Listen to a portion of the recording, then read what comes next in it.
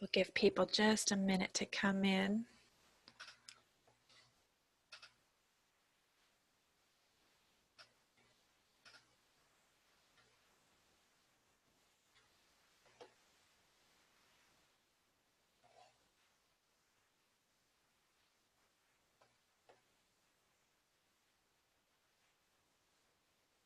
All right, as everyone's coming in, you'll notice that your video and your audio are going to be turned off for this session. If you do have any questions, we ask that you hold them till the end of the session and we'll put them in the chat box. I'll read them out to Julia, so if you have any questions, just save them till the end. This is Ending the Epidemic, Prevention Education in a Digital World with Julia Hudson. So we are ready to start. Right, thank you. I'm going to go ahead and share my screen with y'all. Well, I hope I am. Here we go. All right, hi everybody, welcome. I wish I could see you and hear you. I'm sure you're all having a little Zoom fatigue at this point. But hopefully we'll have some good information for y'all today. Like she said, my name is Julia Hudson, and I am a schools and implementation manager with Everfi.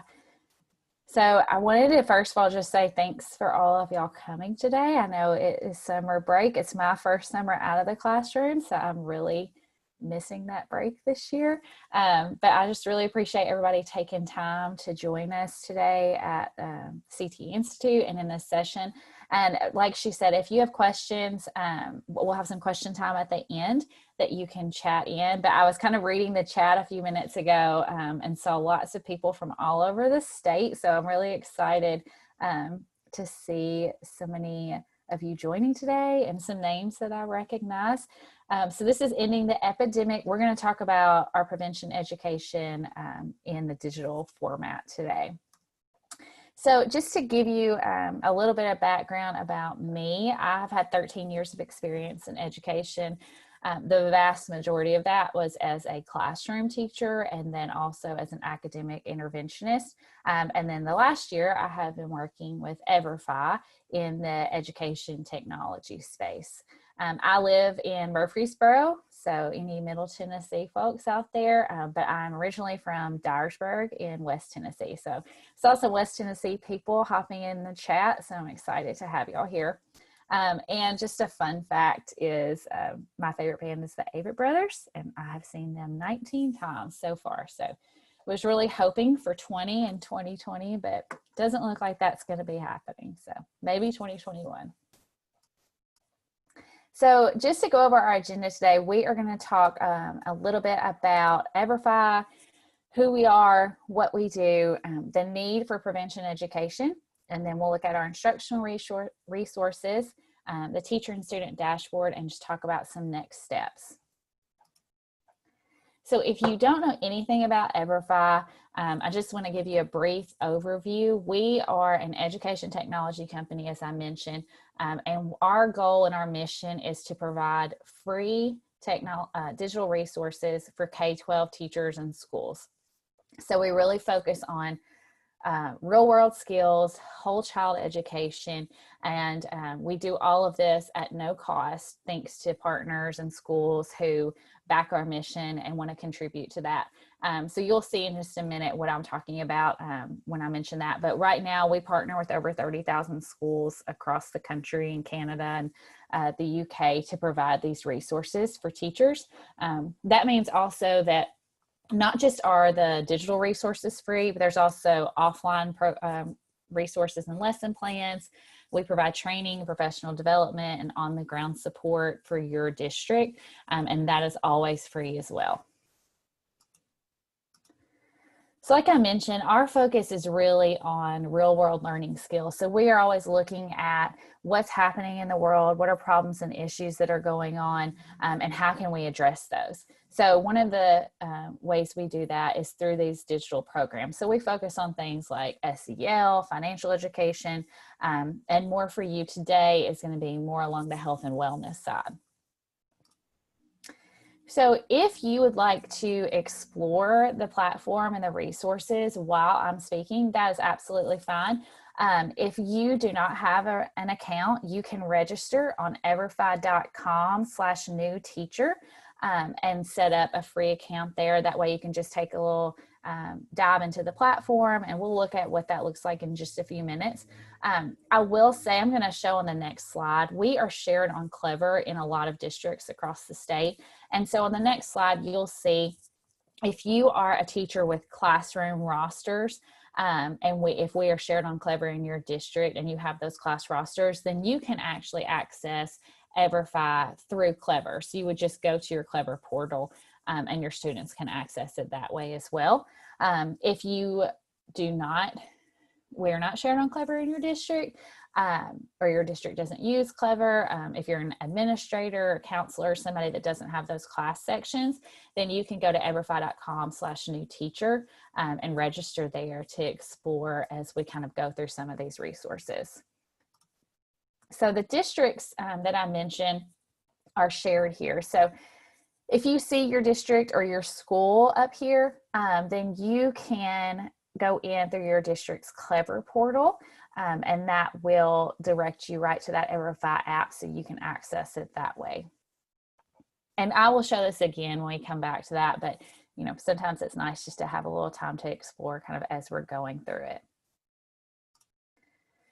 So I mentioned earlier, everything we offer is no cost because of our partners and our sponsors. So our training and professional development, all of our programs, we try to do special events with our partners throughout the year. We're going to be doing some of those virtual this year, of course.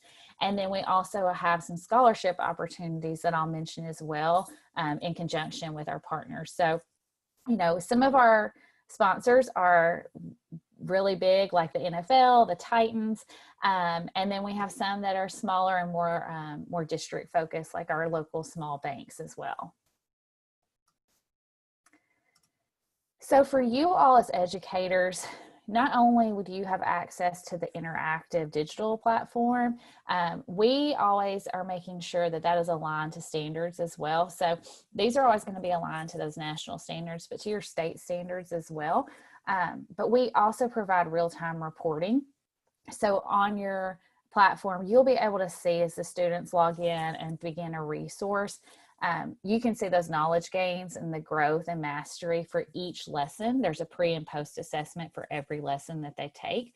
And so you can see in real time what that looks like. You can also see the timestamps, which is really helpful. And students can go back and retake assessments. They can retake lessons. And you can save those as a CSV for grading purposes if that's something that you need.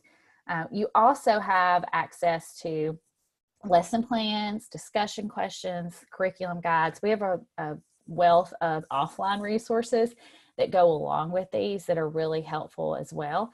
And then you have access to all of our new resources that are coming out. So you'll see in the files that I have put a one-pager, a quick start guide to help you get logged in, a clever and a traditional way. But there's also an all-course overview there, and that shows everything that we currently offer, and it also shows what's coming out in the fall. So we have some great resources coming out. One that is really exciting for probably a lot of you is that we have an anti-vaping resource that's coming out because that was a huge need that teachers expressed. So we wanted to meet that.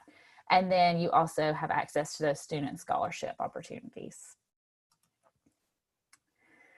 So we're going to look a little further into why do we need prevention education. I'm sure we all have a lot of ideas around this, but I want you to just think about this, and you can type it in the chat if you want to share.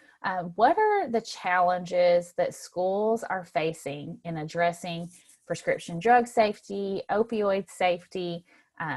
What are things that are kind of a struggle for you all as educators? And I apologize, I have my dog, as you are trying to address those issues. So we know the opioid epidemic is rampant across our country and in Tennessee as well. And so I'm always interested to kind of hear, like, what are the struggles, what are the challenges that you all are facing when you're trying to address this problem with your students?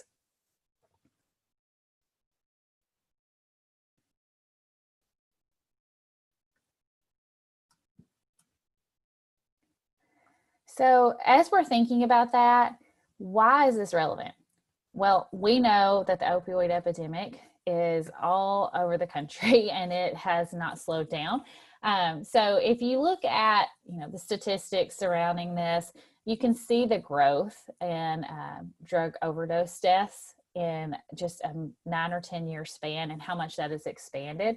And then how it looks when you compare the overdose deaths in rural populations versus urban populations. So it's really interesting when we go into classrooms and we talk to students about this, and they tend to think that it's worse in the bigger cities, which would be the thinking. But a lot of times that's not the case. In the rural areas, it's actually higher. So we see teachers that use this resource that we're going to look at in just a minute to talk about the opioid epidemic and talk about prescription drug safety. We have teachers in all different subject areas that use this. So it's kind of interesting based on where they live and what they're struggling with. I had an ag teacher last year who lived in a very rural county in Middle Tennessee and asked me to come out and do a presentation with her students about this program because the opioid epidemic is such an issue in their very small rural county. So, I mean, it really had nothing to do with kind of what she typically would teach, but it was a very big problem that she wanted to address with her students. So every day, 100 Americans are dying from opioid overdoses. This is probably not new information for us, but it kind of puts things into perspective. So when you think about the United States, we are only about 5% of the world's population, but we take 75% of the world's prescription drugs, which really kind of puts some things into perspective there. So when we look at what are some factors that contribute to this, we have very easy access here in the United States. About 4 billion prescriptions are filled every year. So, just thinking about when you go to the doctor and have a medical issue or you're complaining with pain, then it's typically not too difficult to get a hold of these types of prescriptions. They can be very helpful if taken correctly. For the time that has been given, but they can also be very harmful when we begin to misuse them. So the United States is only one of 2 countries that actually allows these direct to consumer advertisements for prescription drugs. So if you have, if you watch TV at all, that those advertisements are all over in our commercials, magazines, and we're advertising direct to the consumer. So the consumer knows when they go into the doctor's office, they can ask their doctor about specific medications, request specific medications, and it's a little easier to get a hold of. We also tend to have kind of a belief that because it's a prescription, it's safe because the physician has prescribed them, so it must be safe. But when we don't know how to take them correctly or we become addicted to those, obviously, that is not the case. And the stigma surrounding this is much less than when you think of other drugs. So you think about when students talk about drug safety, we tend to think more about harder drugs. And so the stigma surrounding taking pills, especially prescription drugs, is much less than compared to those.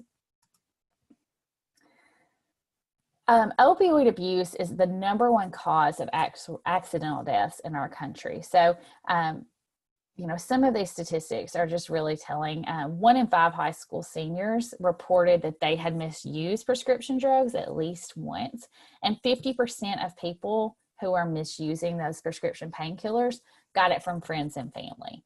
So what we're going to look at in a moment in this platform and this resource is going to actually teach students how to take these prescription drugs correctly if they're ever given them, and those refusal skills when they're faced with a situation like this. So we know that we need to teach students on the back end to prevent this. We need to be proactive rather than reactive. The Just Say No program didn't really cut it.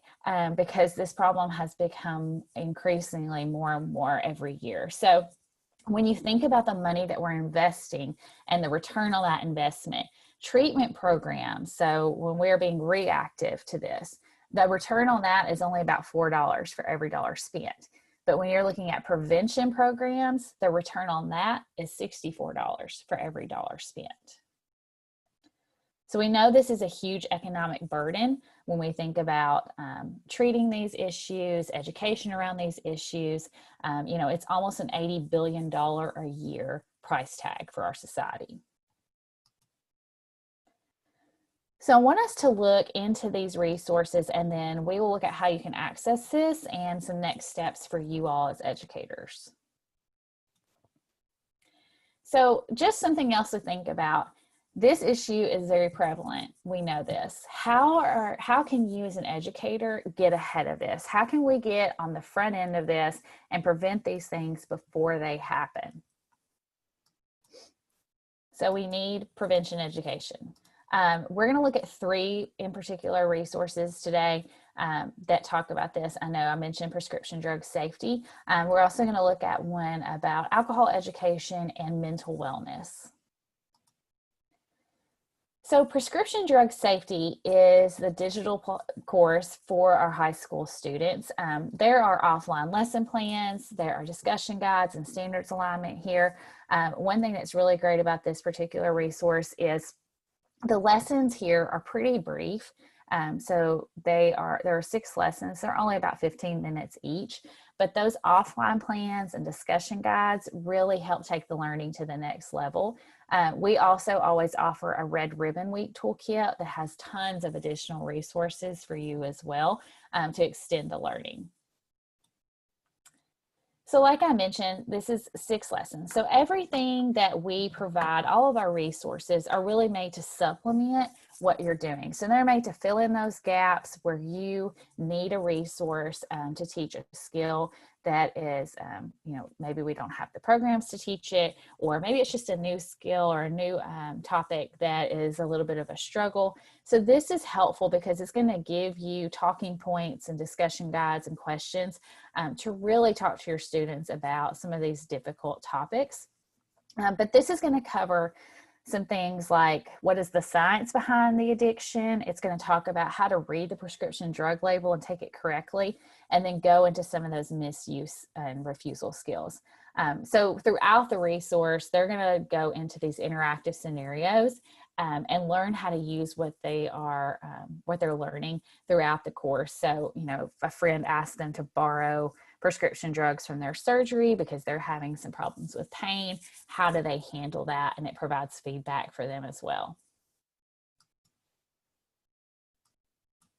So you can see some of our students' feedback. They're surveyed anonymously throughout the course and through those pre and post assessments as well. But this really just kind of shows you what students think after they take this program. So 73% said that it helped them identify symptoms of prescription drug abuse and misuse. And another 71% said it made them feel more confident in intervening when they felt like a friend might be misusing prescription drugs. So I also wanted to share AlcoholEDU for high school. This platform, this program has 5 lessons, again, pretty brief, only about 20 minutes each.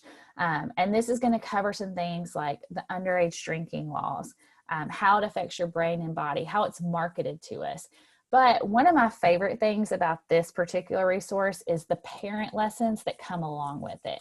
So there is an entire parent toolkit here that's really going to engage the parents at home with students and get these conversations started. So you have a consent form for parents. There's a resource packet and digital tools for them.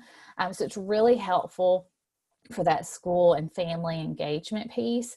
And then you can also always, you know, if you're remote this year, these are things that students can do regardless of being at school or at home.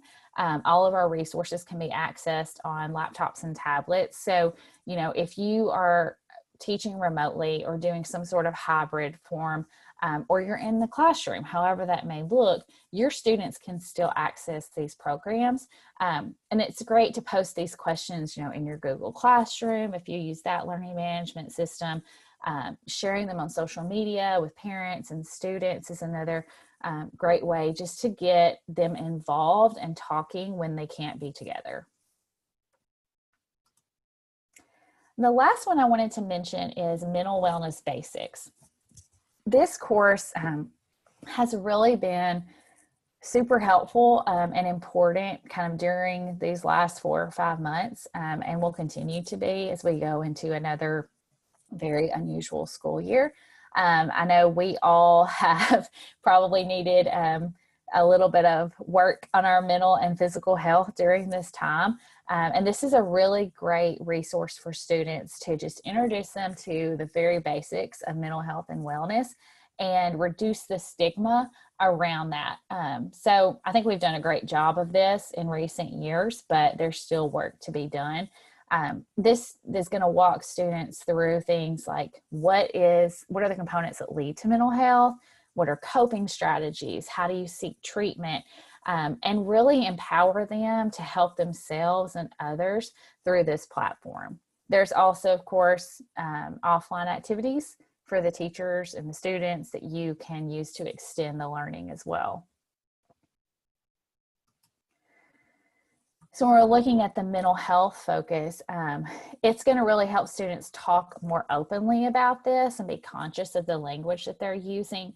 But also we want to empower them to show compassion for people who have some sort of mental illness, and to look at this in the light of, the same as a physical health, right? You would go to the doctor for your physical health.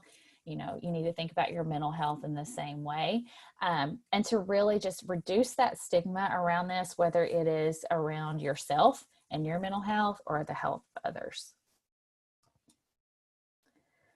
So now I want to take a little time to look at the teacher-student dashboard. So if you are already logged on and you're looking at the platform, that's fantastic.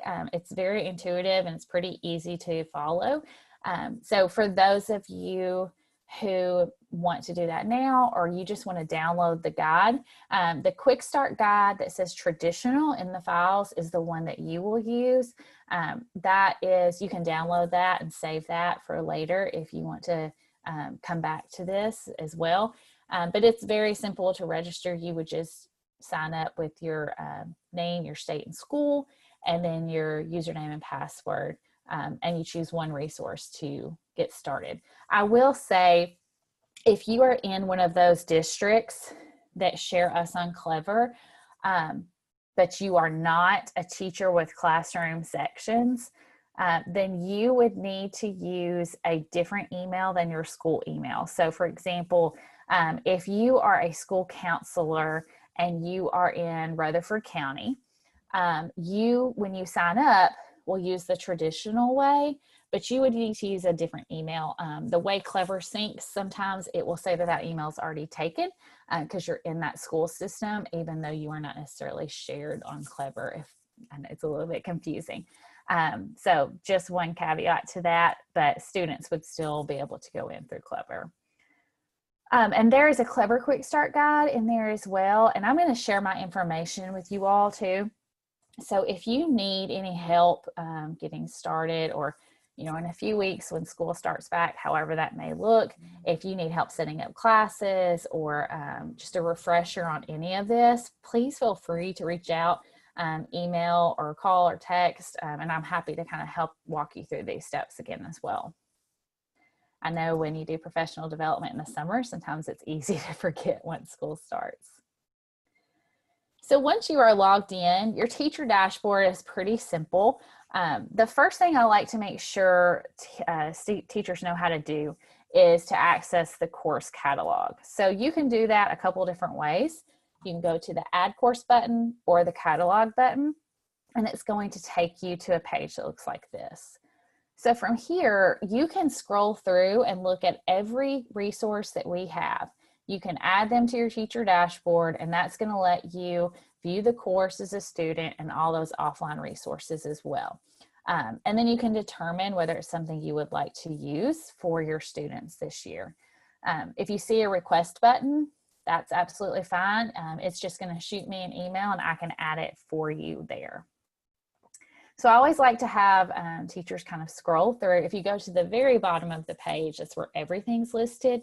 And it's nice just to kind of scroll through, look at what's there, look at that all course overview in the files, and just decide what things you might want to add for your students this year.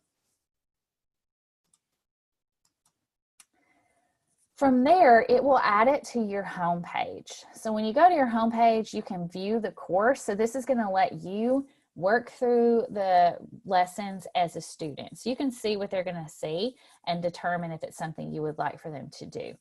I will say, students do not have to use an entire resource. They don't have to go through a whole course.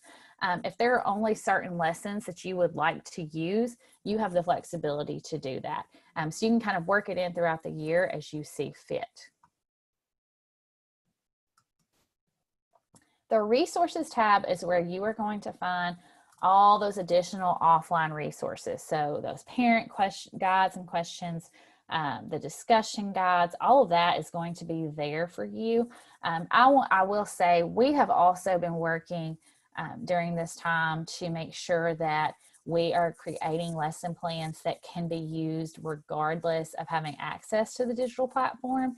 So those are not shared on the resources tab, but if you would like access to those, if you just shoot me an email, I can send you a link to that file. So, you know, we know that access to technology has been a huge issue during this pandemic, and it has been an issue for a while, but it has really come to the forefront. So we worked really hard to create lesson plans for teachers that they can print and share with students, and the students can do completely independent of the digital platform. They can do them at home and engage their families. So we just want to make sure that all students have access to the content and are able to do this regardless of whether they have the technology. So if you are a teacher in a non-Clever district, I'm going to show you how to create a class code. So a code is what your students will put in when they sign up to be linked to your class. So you'll see if you're a Clever teacher, your classroom sections will already be listed for you. They may not be in there just yet with school not being started yet, but typically you'll see Clever sections that are listed that you can just assign for. So to create your class, the easiest way to do this is to scroll down, pick the resource you want your students to work on, and then click the green Create Class button. You will have the option to add additional resources to that class once you're in that Create Class section. So you're just going to name it what you choose, an estimated start date, estimated class size, and grade level. So you can put multiple grade levels in here if you need that. And then you'll see any courses that are already going to be added. So right here, you can see that there are 2 resources already on this class. However, if you want to add additional programs for this class to do, you would just click that Add Courses button, choose the ones that you have added that you would like for them to take, click the Add button, and then click Create when you return to the page. So it's going to give you a code. Now, if you're in one of those Clever districts, like I mentioned, you will not have a code. So for everyone else, it will give you a code, and you do not need to remember it or write it down. It's always going to be listed for you when you go to your Classes tab. So if you click your Classes tab, you can see the ones that you have set up and have created. They'll be listed by the name and then the courses you have assigned to those sections, and that is where you can always find that code. So the code is what you will provide to students to get them registered. Another thing we can provide is student guides to get them logged in and get them registered. They are editable, so you can put your class code in for your students and send those home or share those on your learning management system for them so that they can log in at home as well. You can also edit your classes here. So if you're midway through the year and you decide you want them to take an additional course, you can go back in and edit that class to do so. So to view your student progress, you're actually going to go to the Reports tab. And from there, you can click the drop-down menu and you'll be able to see every resource that you have assigned or that you have created a class for. So you can choose the resource and then you'll see all the students who have logged in and gotten started. So you'll be able to search by the class section. This is what it would look like if it was a Clever section. You can search by the student name as well. And here is where you can save it as a CSV. So if you need that for grading purposes, that option is there. You'll also be able to see here for every lesson a student has taken, you're going to see the post-test score, the most recent post-test score listed. However, if you click the view button, you'll be able to see pre and post-test attempts and the timestamps for those. So that's really helpful when you have those students who tend to rush a little bit. If they maybe need to go back and retake an assessment, that's an option. The student dashboard is pretty simple. When students log in and get started, they really only have a couple options. So it's basically start or continue. They can see their progress and the name of the course, as well as a picture to help them identify it. One thing I do want to mention is typically no grade levels will be listed here. The only exception is that our AlcoholEDU for high school says high school in the title, because we do have a college version as well that a lot of universities use, but typically nothing else will have a grade level. So if you are using a resource that is middle school focused and high school, the students are not going to know that, but you definitely have that option. So that's one thing I probably forgot to mention as we were going through some of these. There are suggested grade levels for each course, but I do want to say those are not required grade levels. You can absolutely use those with different grades. You know your students better than we do. So they're really based on the Lexile levels of the course and some of the content. So if you feel like you have students in 8th grade who might need to take AlcoholEDU or prescription drug safety, you have that option to use that. So I want us to get through a few next steps and then leave a little time for questions. So just some best practices as we're talking about how to implement this. So just thinking, how can I plan to implement these modules, whether I'm in the classroom or whether I'm remote? How can I work those into my lesson plans? Where are the places that I need some kind of resource for this? And start thinking about that now before we get back into the swing of school and we get kind of overwhelmed. Go through and review those lesson plans and discussion questions. Look at the course, view it as a student, see what they're going to see and see where you can really work those into your scope and sequence. And then reserving devices. So if you're in the classroom, if you do not have devices for your class, if you're not one-to-one, you need to reserve those. Doing those ahead of time is always super helpful. I'm sure we all know that, but having those reserved is needed, prior to the time. So some of these courses I mentioned that I have teachers in many areas that use these resources. Some of them in areas that you wouldn't necessarily expect, like the ag teacher that I mentioned. But typically the best fit for these is going to be health and wellness, health and PE. We see these used in our nursing pre-health classes, especially with prescription drug safety. Sometimes in our science and biology and anatomy classes. We also have a lot of usage of this with our school counselors and our drug-free coordinators as well. So I wanted to mention just a couple things before we take some questions. One of the things we offer is a certified teacher program. This is more focused in financial education or STEM instruction.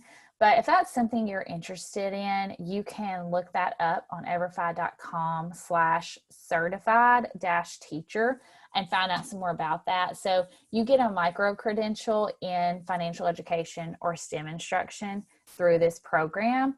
The application for fall opens on August 17th.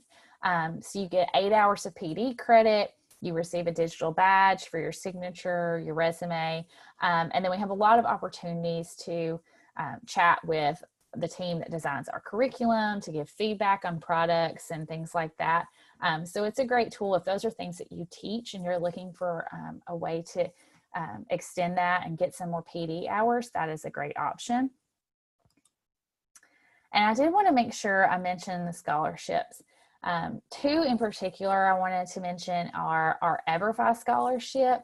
That is any student who is in K-12 can qualify for this. So with this particular scholarship, they do have to complete a resource. So they have to go through all of that program to apply for this. But it's $1,000 529 college savings scholarship. And again, I mean, it could be a kindergarten student all the way to a high school senior. Another one in particular that is really exciting is our Fifth Third scholarship. So this one's $2,500, but it's limited to high school. So students for this who work through this particular scholarship opportunity have to just take one lesson of a course called Venture. So it's like an entrepreneurship resource. It's like a 20-minute lesson. And then they do a brief essay question. And that's pretty much it. So the great thing about this is that Fifth Third gives 2 scholarships in Tennessee in the spring and in the fall. So students have a great opportunity here. Our numbers were down a lot last year because of everything happening. So, you know, there was a pretty good shot at winning that scholarship. So it's a really great resource for students. So I am going to go ahead and share my information, and then we will take some questions. So you can email me at jhudson@everfi.com. I'm going to share that again here. You can also call or text me if you have questions. You know, I have teachers who call me from the middle of class when they're struggling with something, and that's perfectly fine. But that phone number is 615-928-2392. If you're active on teacher Twitter, I'd love to connect there as well. I'm at Julia_Hudson_. And then as we get ready to close out in just a second, I did have that session keyword is fantastic. So that's something I know you're going to need for this survey. So I'm going to stop sharing my screen and see if we have any questions. Christina, do we have any questions that have popped up? We have 2 so far. Connie was asking if it was free for students to use, which I believe you might have mentioned before. Yes, it is absolutely free. It's free for teachers, for students, any K-12 program. So, you know, if it's a summer program, after school, we actually created a parent portal this year due to the remote learning. So, you know, things were really hard to assign and to implement, I guess, and to require for students. So we had parents who reached out and needed things for their students to do. And so parents could actually sign up for their students that way and just link to their particular school, not necessarily their teacher. But it's absolutely free and will always be free for any K-12 student or teacher. Okay, and the other question was, she mentioned it can be uncomfortable to discuss drug-related issues with students whose parents regularly engage in drug use. So some students can shut down emotionally, or they might make fun of the discussions. So how would you engage a reluctant student who knows someone engaging in drug use, even if they are not engaging in drug use themselves? Oh, that's a great question and a really tough question. So I will say, for myself personally, I taught kindergarten and first grade, so I didn't have to really teach this, which was great. However, this year I've been in some classrooms where we were, you know, dealing with this, and students were kind of making fun and laughing about it. And I kind of let the teacher handle it because she knew the students better than I did, of course. But, you know, that's a really tough one. I think being aware of your students and just knowing kind of their background and the things they're struggling with, and kind of being cognizant of that as you're asking questions. So directing them more as, you're just inquiring about things. What do you think about these things? Those discussion guide questions are really helpful for that, rather than looking at it as, judging and talking about people who do this are awful, and kind of, taking that aspect of it, but just kind of being more empathetic to, you don't know what students are going through. They may have some issues at home that they're struggling with as well. And just taking that into consideration as you're asking those questions. Those discussion guide questions I mentioned are really helpful, and you can absolutely kind of tweak and make those your own. But they're really meant to just kind of get that conversation started without having students feel judged or picked on in that way. Great. Those are all the questions that have come through so far. Okay, awesome. Well, I think y'all have a couple minutes, so I'm going to give you a few minutes of your time back. I see some people asking for the PowerPoint. I believe they are going to share that copy of the presentation with you all, but I can add that to the files as well. I think I have a PDF that I can add, or if you want to email me, I can send that as well. And if you have any other questions, of course, feel free to reach out. I think I put my email in the chat too, just in case you all need it. So feel free to contact me. I'm happy to help. I want to thank y'all for coming. I hope you enjoy the rest of the conference today and have a happy Friday. Thank you.